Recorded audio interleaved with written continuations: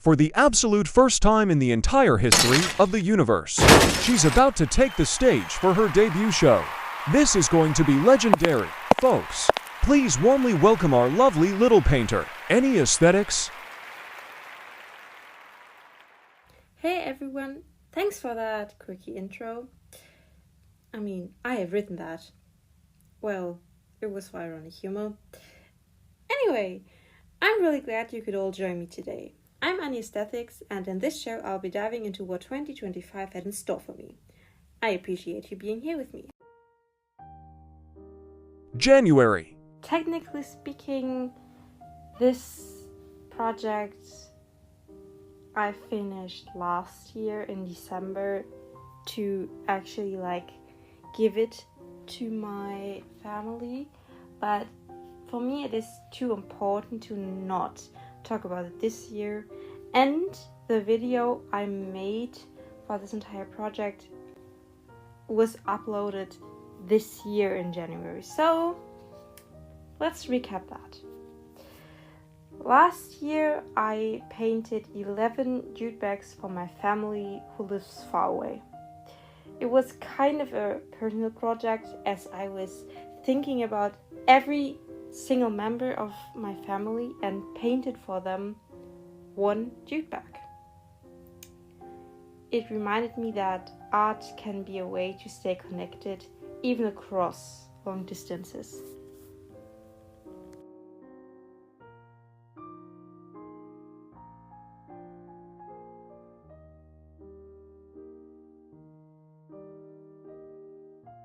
I was also working on an underground study. Therefore I was painting 9 different undergrounds, and then I was drawing a single motif of a nose on top of them. This helped me to understand how much the mood and meaning of an image can change just by choosing the right underground. February. In February I drew these female heads. I was focusing on colors and the expressions. It was kind of like an experiment with the one in the background where there was pieces on there. So I was kind of experimenting with perspective and the interaction between foreground and background. March. March was for me kind of another milestone. At first I was working for the first time with clay, and I was making this eye. Right now I see flaws everywhere, but it was the first time I actually worked with clay to sculpt an eye.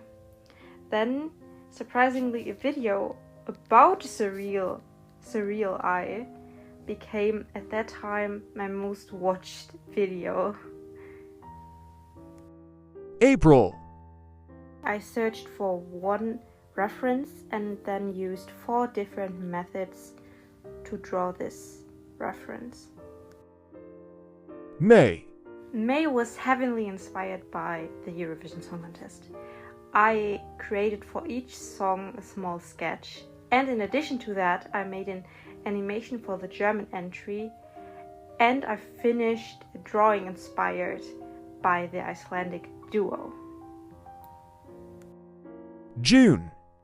In June my dad asked me to paint a picture of the Hard Rock Cafe logo as a gift for a close friend of his. It was kind of the first time I worked on a commissioned piece, and it really did feel different to personal projects. But it was fun. July. In July was my art school interview, and therefore I decided to redesign my cover of my sketchbook. August. In August I received my acceptance letter for the art kind of school, which was a really big moment of my year. At the same time, friends of mine returned home from their year abroad, and I gifted them the drawings, one of woman eating a lollipop and another one of a woman reading a sunset. During this break, I also started a long-term project, 36 sketches of women. After about a month later, the project became really overwhelming, so I decided to pause it. I really like this project, but I kind of think I was really burned out quite fast. I was just really listening to myself not doing it, and I also understood my own limits in sketching as well.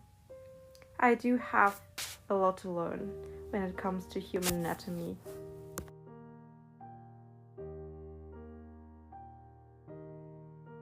September. In September, I revisited a painting I had originally created 2 years earlier, and I was just fed up of it looking this bad. So I started to cover it up and start from the beginning. Right now I'm kind of happy with it, but maybe in a couple of years I start to redo it again. October. My October was inspired by the album Man's Best Friend by Sabrina Carpenter.